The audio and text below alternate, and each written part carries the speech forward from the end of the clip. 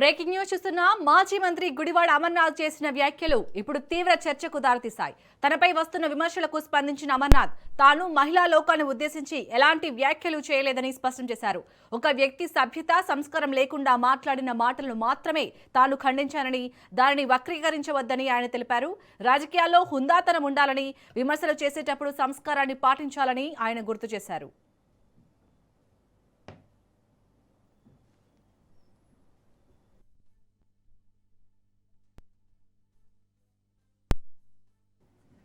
రైట్గా ఇదే అంశంపై పూర్తి డీటెయిల్స్ ని మా ప్రతినిధి కిరణ్ అందిస్తారు. కిరణ్, అమర్నాథ్ అయితే తనపై ఏవైతే విమర్శలు వస్తున్నాయో వాటికైతే స్పందించినట్టుగా తెలుస్తుంది. డీటెయిల్స్ ఏంటి?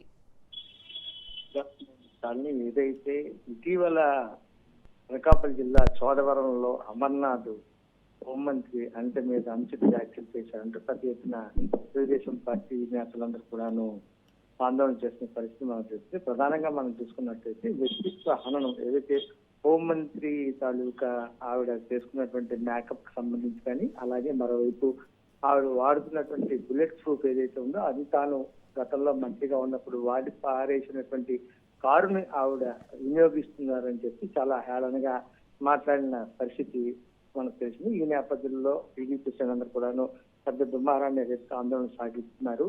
ఏదైతే వ్యక్తిత్వ హననం అనేది కరెక్ట్ కాదు, రాజకీయాల్లో విమర్శలు సద్విమర్శలు ఉండాలి. అదే విధంగా పాలనకు సంబంధించి ఏవైనా లోటుపాట్లు ఉంటే వాటిని వేలెత్తి చూపించాలి తప్ప వ్యక్తులకు మధ్య దోషణలు కరెక్ట్ కాదని చెప్పి వాళ్ళందరూ కూడా ఆందోళన వ్యక్తం చేస్తున్నారు. బేషరతుగా ఎవరైతే ఉన్నారో అమర్నాథ్ ఖచ్చితంగా క్షమాపణ చెప్పాలి అని చెప్పి కూడాను చెప్తున్న పరిస్థితి అనుకుంది. దీనికి సంబంధించి పోలీస్ స్టేషన్ లో తెలుగు మహిళలందరూ కూడాను అమర్ మీద కేసులు నమోదు చేయాలని చెప్పి కంప్లైంట్ కూడా ఇచ్చిన పరిస్థితి ఉంది. అయితే ఇక్కడ అమర్ చెప్తుంది, తాను తాజాగా ట్వీట్ చేసింది ఏంటంటే, నేను మహిళా లోకాన్ని విమర్శించలేదు.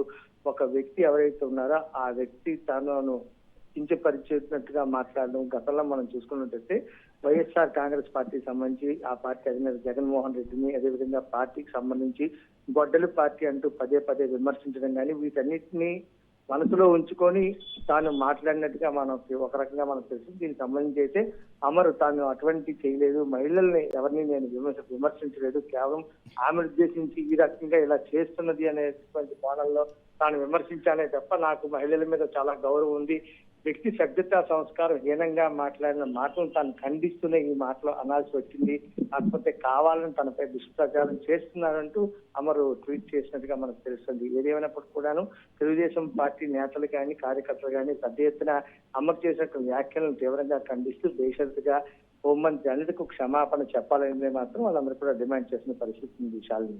Right, thank you Kiran.